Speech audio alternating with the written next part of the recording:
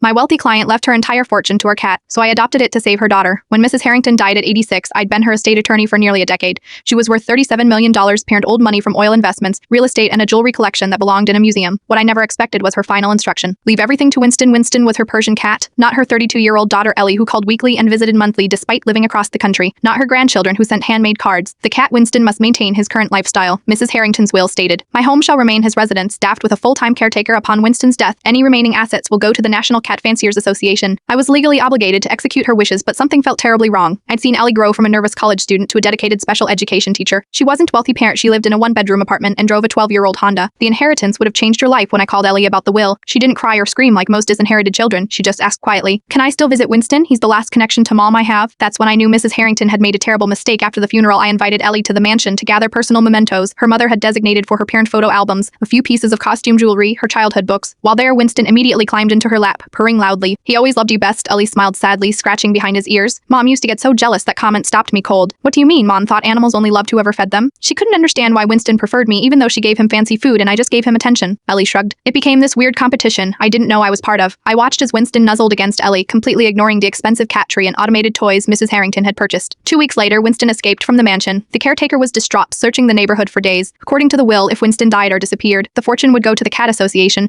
but there was a loophole. If Winston was found and adopted by a new owner, the trust would provide a modest stipend for his care, around $2,000 monthly. The rest would remain in trust until his death. I called Ellie. "Would you consider adopting a cat?" Here is one at the shelter who looks remarkably like Winston. She understood immediately. I've always wanted a Persian cat. He were one that might recognize me. The adoption papers were processed the same day. The new Winston went home to Ellie's small apartment, where he seemed remarkably content for a cat who had previously lived in a mansion. As Winston's legal trustee, I was obligated to ensure his welfare. My monthly visits confirmed he was receiving appropriate care consistent with his needs. Though his needs suddenly became much simpler, the $2,000 monthly stipend went directly to Ellie.